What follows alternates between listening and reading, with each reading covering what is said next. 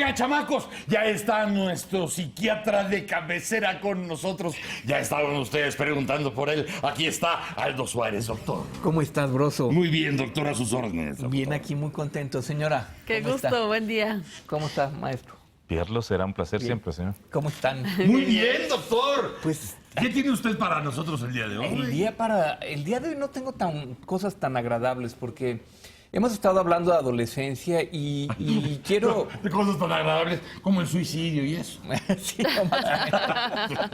La depresión y el suicidio. Bueno, sí, pero son los temas que tenemos que tocar. Sí. Porque además creo que es conveniente mencionar que el impacto en redes, las preguntas, la inquietud que ha generado en muchas personas el estar hablando de adolescencia no ha sido poco, no ha sido nada despreciable, y yo creo que vale la pena que sigamos tocando pues el tema porque hay mucha inquietud y creo que tiene que ver casi tan simple como decir que la estadística, ¿no? A partir de tantos adolescentes que tendremos como 20 millones. Entonces, 20 millones de papás que estarán preocupados, al menos, ¿no?, en relación al desarrollo de sus hijos. Entonces, el día de hoy queremos hablar un poco de lo que son los trastornos de la conducta en la adolescencia. Sí, habíamos hablado de lo que es el desarrollo normal de la adolescencia, cómo es un proceso de identidad, es una encrucijada en la cual el adolescente se enfrenta. Sí. Y que, bueno, cuando se resuelve bien, no pasa de ser una crisis. El problema es que hay ciertas alteraciones que llegan a suceder y que ya no son para nada simples, ni mucho menos. Estamos hablando ya de lo que son los trastornos de conducta. Los trastornos de la conducta son dos básicamente los que nosotros identificamos. Y uno se llama trastorno negativista desafiante y el otro es el trastorno disocial. ¿Por qué vale la pena mencionarlos? Porque en relación a los niños que tienen este trastorno negativista desafiante, podemos pensar que son justamente estos chavos que son los que van a ser los agresores en los casos del bullying. La agresión y la violencia son... Lo que se llamaba hace 30 años los niños problema. Los niños problemas es como antes se llamaban. Y tenemos que tomar en cuenta que gran parte de lo que es la educación de cualquier hijo y de cualquier adolescente tiene que ver con la regulación emocional. Sí. Es decir, si el niño llora, pues la función materna es tranquilizarlo. Si el niño está enojado porque se encuentra ante una situación de frustración que muchas de las veces lo hace crecer, la madre será, o el padre también, si participa en esta parte, en regular las emociones del niño. A lo mejor parece muy reduccionista, pero toda la función paterna tiene que ver con esa regulación afectiva y de las emociones. Cuando no existe esa regulación afectiva, cuando no existe la frustración, por ejemplo, lo que vamos a encontrar son niños con muy baja tolerancia a la frustración, niños que están acostumbrados a hacer su santa voluntad.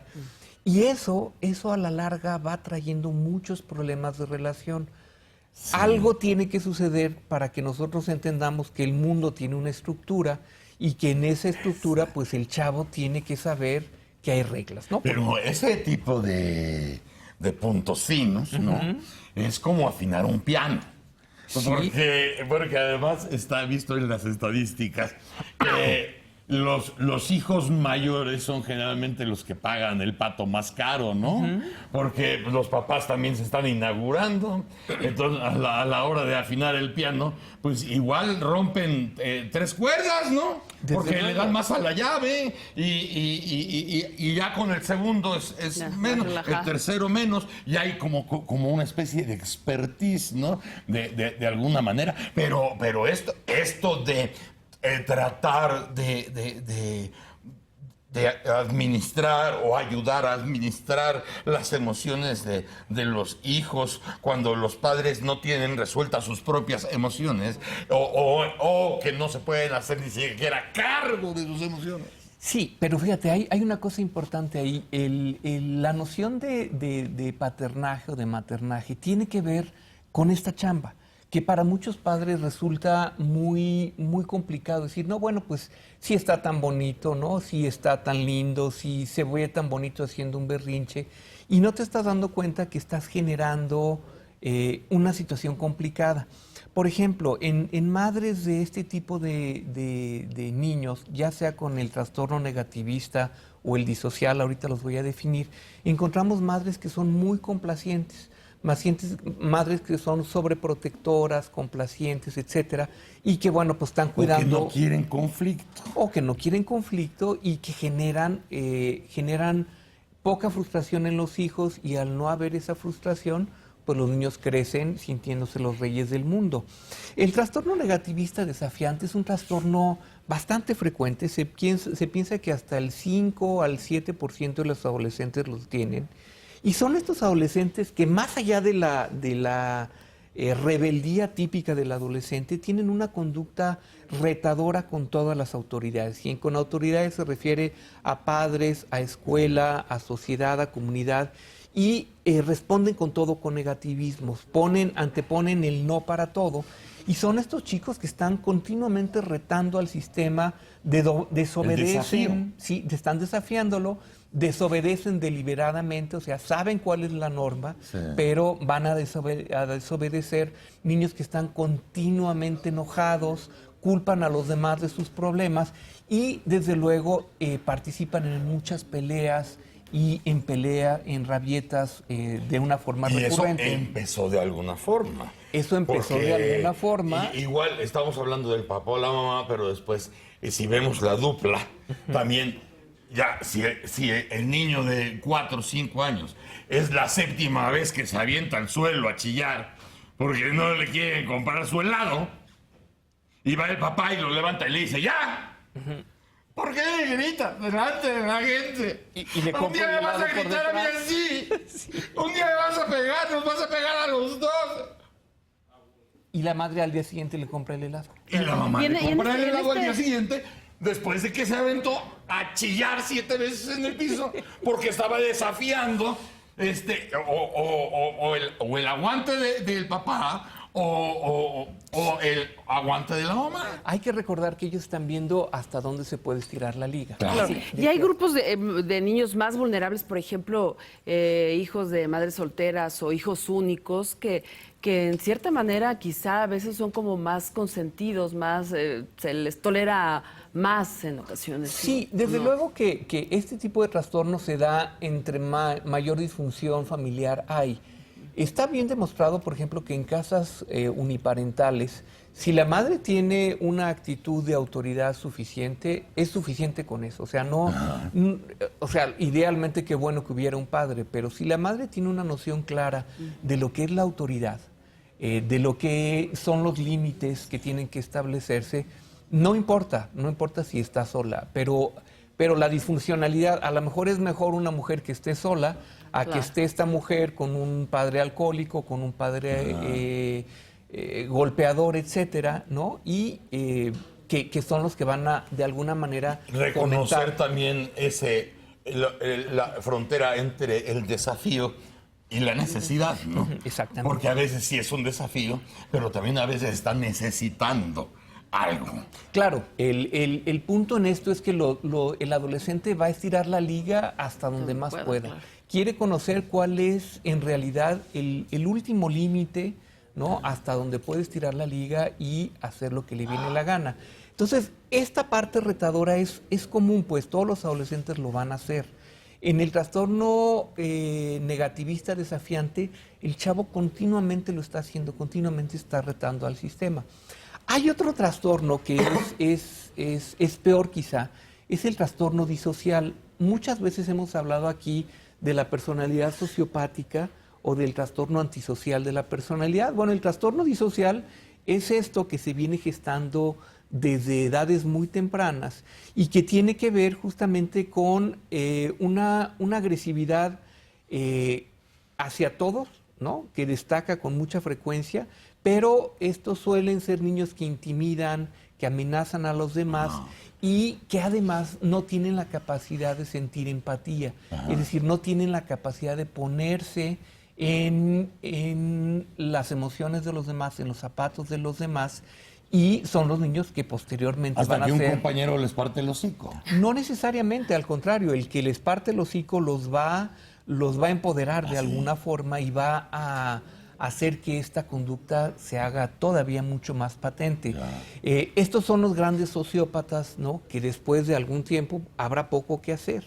Algo que es importante, por ejemplo, con estos niños que son negativistas desafiantes, las intervenciones, tal como uno puede interferir, van principalmente hacia reeducar a los padres, a hacer toda una labor de concientización, y para eso los psicólogos especializados en adolescentes tienen todo ese entrenamiento justamente para dar el entrenamiento. Tú no puedes tratar al niño así como un ratón de laboratorio, ¿verdad? Aislado del contexto de los padres. Pero sí hay una gran diferencia, explícanos por favor, porque cuando hay chamacos con estas características desafiantes, en esos aspectos, el papá tiene muchas menos herramientas para tratar con una cuestión así, porque inmediatamente va a hacerlo como si fuera personal. Sí. O sea, me está desafiando.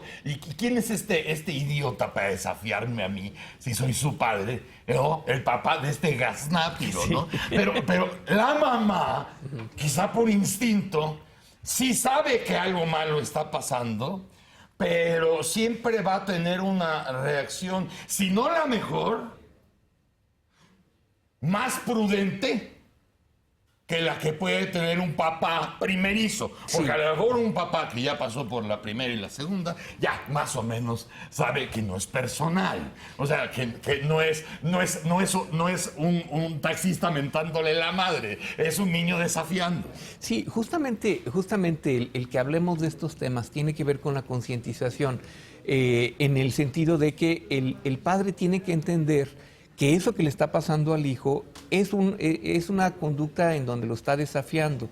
Y en la medida que tú te enganchas en esa situación de desafío... Como si fuera de hombre a hombre. Como de hombre a hombre, o como si fuera algo personal, tal como tú dices. Generalmente sucede así, como tú dices. El padre se engancha mucho más en esa situación conflictiva, mucho menos que la madre. La madre quizá conoce más sobre la emocionalidad de los hijos, pero el problema es cuando los dos hacen este binomio en donde el padre es el agresivo y la madre es la protectora. Entonces ya valió. Entonces ya valió, porque entonces la madre, por debajito del agua, va a estar fomentando estas conductas. Somos una sociedad profundamente indisciplinada. Todo lo que tenga que ver con reglas, nos cuesta mucho trabajo cumplirlas o las estamos desobedeciendo constantemente.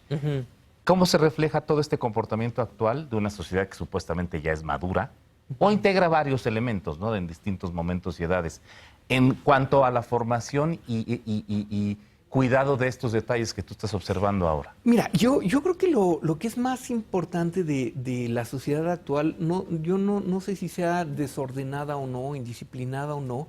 Lo que sí creo es que hay una desensibilización ante la violencia. Sí. Estamos ante unos tiempos de violencia que yo sí creo que son inéditos. Ajá. Entonces, hay una violencia que se da en todos los sentidos. Y bueno, de aquí, por ejemplo, de hablar de estos juegos que todos tienen que ver con violencias, todos tienen que ver con destrucción, ¿sí? La habituación que tenemos a través de las imágenes, o en la televisión, o en el cine, o en los medios. En el entorno. En el entorno habitual de lo que es la violencia, ¿no? Y todo esto matizado en muchos casos por la utilización de drogas. O sea, en el caso de meterte una tacha, de utilizar cocaína, de ir a un rave, que son estos reventones, lo que más caracteriza es la violencia. Siempre tenemos que pensar, pues, que la agresión en el ser humano es un instinto para lo cual, que está diseñado para que de alguna forma salgamos adelante. ¿Pero es de defensa? Sobrevivencia. Es de defensa, de sobrevivencia. La violencia no. Claro. Todos los animales tienen un grado de agresión que les permite en algún punto defenderse y sobrevivir, mientras que la violencia es característicamente humana. Sí. Lo que pasa es que los índices de violencia han ido en aumento constante.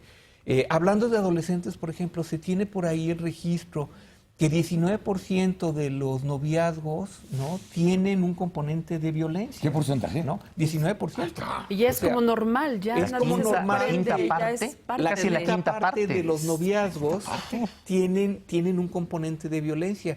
Y no estamos hablando de un sector de la población. Esto se da en todos los niveles. General. ¿Por qué? Porque se explica en muchos sentidos porque la propia inseguridad del adolescente hace que viva las relaciones a veces como de su propia de propiedad, de su propiedad.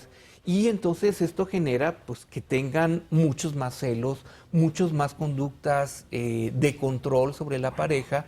Y esto hay una parte en que es como esperable. El problema es que cuando empieza la violencia se vuelve ya un problema. Estamos hablando exactamente de una quinta parte de las parejas pero adolescentes. Fíjate, doctor, estábamos hablando de la parte desafiante del adolescente en una de sus dos modalidades, ¿no? La parte desafiante. Pero finalmente aterrizamos en el entorno totalmente violento.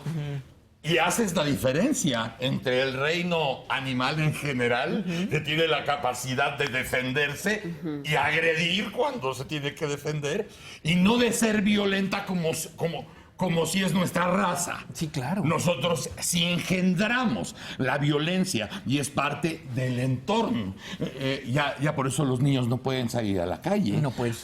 Ya es muy difícil que los niños obedezcan como antes obedecían, ¿no? Claro. Sin encarar a la autoridad, porque antes había autoridad, ahora se desafía. O sea, la gran diferencia entre defenderse y generar violencia. Yo creo que es un punto que tendremos que tocar con el doctor muy pronto, porque yo creo que sí hay muchas familias que están esperando que se hable. Que se hable del de este tipo de punto, cosas. porque hay mucha violencia que se está generando y muchas veces no se sabe ni de dónde. Ni de dónde. Y puede partir de la casa, como tú dices, es el lugar principal y primordial, pero hay un ambiente que está ahí todo el tiempo generándola. Entonces, yo creo que el equilibrio en esto hace que el reto de la educación de adolescentes, el reto del desarrollo en ellos sea eso,